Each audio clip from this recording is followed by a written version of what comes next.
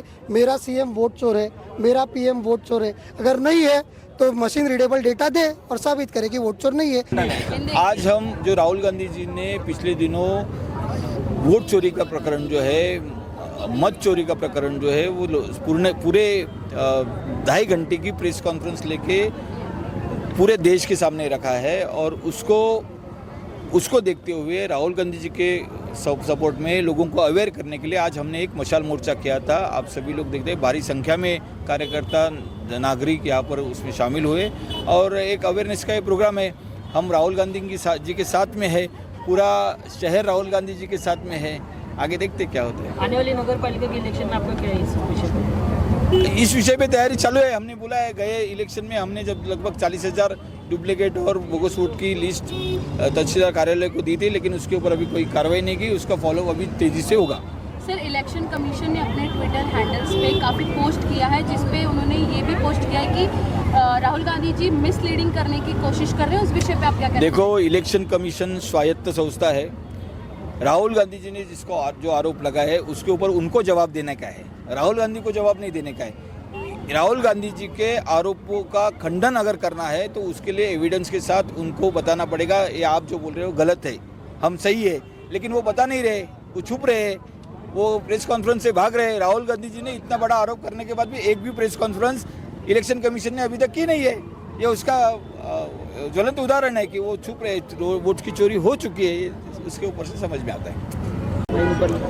आज का मोर्चा लोगों को जागरूक करने के लिए हमने निकाला है कि किस तरह आपके वोटों का, आपके मताधिकार जो है उसको डुबोया जा रहा है। एक तरफ से उसका कोई, आप जो मत दे के आते हैं उसका कोई फ़ायदा नहीं है।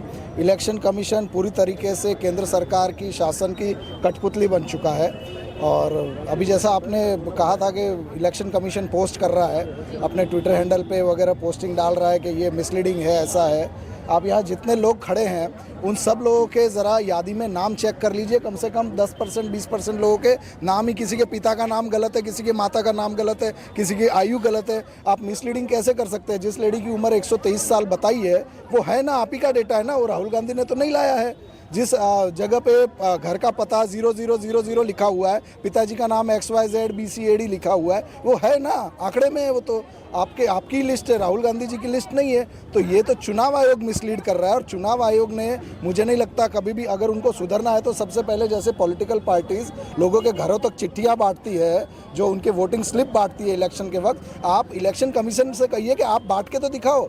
अगर आप में इतनी हिम्मत है, आप एक बार बांट के दिखाओ, फिर आपको पता चलेगा कि जिस बिल्डिंग में आप 100 लोगों को बांटने जाते हो, आप 40 स्लिप वापस नीचे लेके आओगे, क्योंकि वो लोग ही नहीं मिलते। तो ये तो मेल फंक्शनिंग है ही। हर बात को चुनाव आयोग ह्यूमन एरर बोल के पीछे नहीं हट सकता है। ये चुनाव आयोग की साजिश है। सबसे पहले ये केंद्र सरकार की साजिश है। पहले सुप्रीम कोर्ट को अपने हाथों में लेना, अपॉइंटमेंट ऑफ जजेस जो हुआ वो किस तरीके से उन्होंने अपने हाथ में लिया। उसके बाद में चीफ इलेक्शन कमीशन को, उसमें से LOP को एक रख के, 2 अपने आदमी रख के चीफ इलेक्शन कमीशन अपॉइंट करना। उसके बाद इलेक्शन कमीशन पे इस तरह का लॉ बनाना कि इन पे FIR दर्ज नहीं हो सकती है। तो ये पूरा का पूरा, जैसे अमित शाह कहते हैं, ये पूरा का पूरा एक क्रोनोलॉजी है। आप उसको समझिए। पहले सुप्रीम कोर्ट, फिर इलेक्शन कमीशन, फिर नो FIR, फिर वोटिंग का घोटाला। EVM तो पहले भी हो रही थी ना, कभी इतनी चीज़ें सामने क्यों नहीं आई? आज BJP वालों के घर पे EVM क्यों कांग्रेस के वालों के घर पे नहीं मिलती? तो ये तो फैक्ट है, लोगों के सामने है, जनता के सामने है। तो सर, कहीं ना कहीं आप ये कहना चाहेंगे कि आम जनता अब अपना नेता खुद नहीं चुन सकता है? बिल्कुल, आम जनता नहीं चुन रही है। आम जनता का बहुत छोटा रोल बचा है। पिछला आप चुनाव ही देख लीजिए। लोकसभा के चुनाव में महाराष्ट्र में लगभग क्लीन स्वीप जैसा नज़ारा था। 4 महीने में ऐसा कौन सी चीज़ बदल गई कि अचानक से इतना बड़ा वेव? इतना तो 2014 में भी नहीं हुआ था। तो ये लोग चोरी तो कर रहे हैं निश्चित तौर पे, जनता का कोई इसमें मसला बचा नहीं है। और चोरी भी ऐसी कर रहे हैं, लोग कहते हैं कि फिर वहाँ क्यों जीत गए, वहाँ अरे चोरी भी करने के लिए अक्ल लगती है, और वो अक्ल उनमें है। आज ये जो आंदोलन था, काफ़ी मात्रा में युवा टीवी के माध्यम से या मीडिया के माध्यम से लोगों से ज़्यादा जनजागृति हो सकती है। तो उसी माध्यम से एक फिल्म का उदाहरण देते हुए हमने बताया कि जिस तरीके से अमिताभ बच्चन जी के हाथ में लिखा गया था कि मेरा बाप चोर है, उसी तरीके से हमने आज हाथ में लिख के लाया कि मेरा CM वोट चोर है, मेरा PM वोट चोर है। अगर नहीं है तो मशीन रीडेबल डेटा दे और साबित करे कि वोट चोर नहीं है। यही सिंपल सादा सवाल हम यहाँ पे रख रहे हैं। ठीक है।